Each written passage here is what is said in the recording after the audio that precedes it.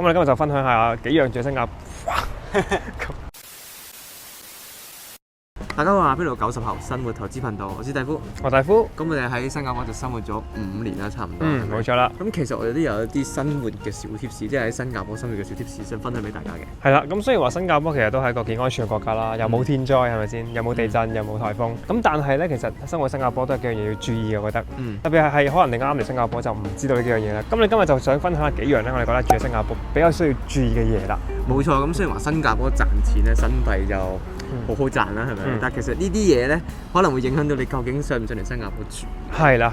咁有樣咧，熱帶地方咧都會有呢個問題嘅，就係呢個蚊患。咁生活喺新加坡其實呢個蚊患嘅問題咧，都係需要注意嘅，因為某幾個月份咧，可能特別熱嘅日子咧，特別濕嘅日子咧。其實新加坡都有好多登記嘅 case 出現嘅喎。冇錯。係啦，咁登記係咩嘅咧？登記嘅呢個致死率咧係高過呢個 Covid 嘅一種。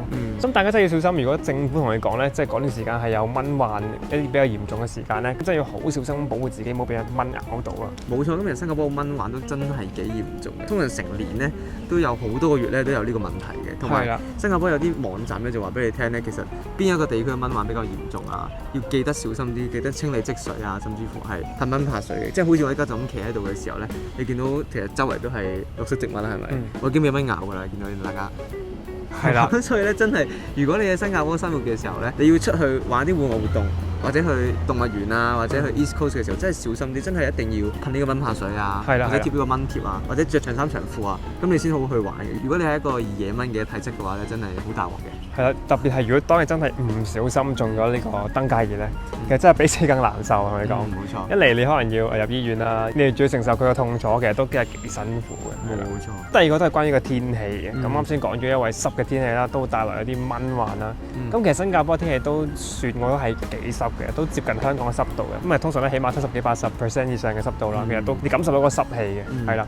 咁濕氣重有咩問題咧？咁當然濕氣重可能好易會令一啲長期疾病啦，譬如話風濕啊，呢啲慢性疾病啦，會更加容易發作啊，等等嘅。咁而哋可能就會令你覺得身體唔舒服啊，因為其實濕氣重咧，即係如果濕氣積聚喺身體入邊咧，都會令到個人覺得冇乜精神啊，好攰咁樣嘅。咁呢個都係要注意嘅。好多人可能以前生活嘅地方係比較乾燥啦，比較寒冷嘅地方啦，就唔會感受到呢個問題啦。咁當如果你嚟喺新加坡嘅時候咧，咁我覺得係好有需要，可能真係買一部抽濕機。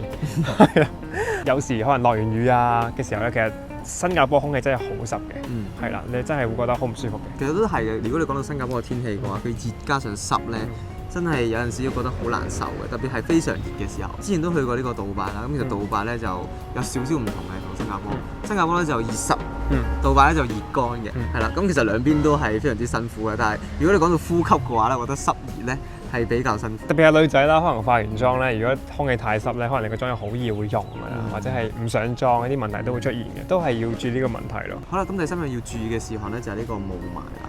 咁雖然話新加坡嘅空氣質素咧，其實普遍嚟講都算係唔錯㗎啦，即係對比其他大城市講，因為好多大城市都係有呢個空氣污染嘅問題啦。係啦，冇錯。車輛太多嘅時候咧，排出嘅廢氣都比較多啦。但係新加坡咧就好注重呢個空氣質素嘅，係啦。你見到佢啲車咧都好多都係一啲新嘅，係啦。舊車咧通常都唔喺道路上面行走㗎啦。係啊，通常都係一啲比較新嘅型號，所以佢哋排廢嘅標準都比較高。通常係排出嚟嘅廢氣都唔會話特別有味啊等等咁樣咯。但係咧，新加坡一個問題就係有時咧會有霧霾嘅出現。咁呢個霧霾邊度嚟嘅？咁當然就唔係新加坡國家入邊自己製造㗎啦。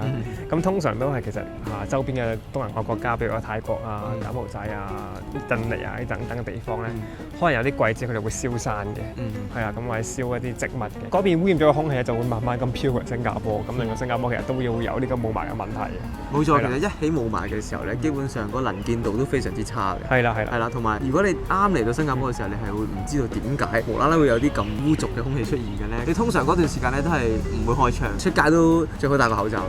係啊，其實你感受到咧嚴重嘅時候咧，係會聞到空氣入邊有陣味嘅，係有陣可能燒燶咗嘅味啊，有時會咁樣感受到咯。但係呢個情況其實又唔會話持續會好耐咁樣嘅，可能都係1-2個月咯。其實空氣嚟講，新加坡喺嗰段時間相對起嗰邊燒山嘅國家，其實已經算好好多㗎啦。因為我試過咧喺呢個年頭嘅時候去呢個泰國啊，就係撞正佢哋燒山嘅時候，哇！佢空氣真係差到一個點啊！我哋講，真係出到街係咩都見唔到嘅，基本上係可能能見度得100-200米嘅啫。同埋你真係聞到空氣入邊真係好混濁咯，係啊。但係盡量咯，即係如果大家真係見到霧霾出現嘅時候，都係要小心啲，因為有毒噶嘛啲氣體。好啦，第4樣嘢咧就講咗好多次㗎啦，就係呢個落雨啊。咁我啱啱嚟新加坡嘅時候，我都真係唔知道新加坡落雨咧係幾咁嚴重嘅。但係嚟到新加坡之後，我先發現原來新加坡嘅雨量真係非常之驚人。咁我以前都提到，新加坡嘅雨量係全世界頭20㗎啦。係啦。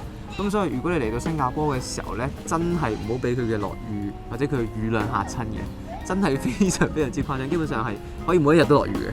係啊，雨季嘅時候真係每一日都會落雨嘅，有時咧落雨落到幾崩潰嘅。所以如果大家真係唔太中意落雨嘅話咧，咁其實新加坡可能就未必係適合你一個地方啦。咁雖然我都唔係幾中意落雨嘅，但係咧我就比較中意夏天，即係中意着短袖衫、短褲，因為比較鬆身，比較方便。如果唔落雨其實係 OK 嘅，晴天嘅時候係好舒服嘅，我覺得。綜合5樣嘢嚟講咧，我會最討厭咧就係呢個蚊嘅。係啦，咁蚊我都真係麻麻地，其實真係俾蚊咬都真係幾煩，又痕嘅，係咪先？係啦，咁其他嗰4樣嘢我覺得還好嘅，即係霧霾可能真係一段時間就唔會成年嘅，係啦。係啦，咁另一樣可能煩啲嘅就係落雨咯，但係落雨都係令到個天氣比較涼啦，咁所以我都覺得係仍然係可以接受嘅。但係蚊咧真係令到我最唔接受，因為我而家都真係好痕。好啦，今日影片就嚟呢度啦，唔知大家有啲咩其他嘅注意事項咧，係可以分享俾其他人聽嘅話咧，都可以 comment 話俾你聽嘅。冇錯啦，咁中意條片朋友咧，記住 like 啦、share 同 subscribe channel 啦，下次見，拜拜。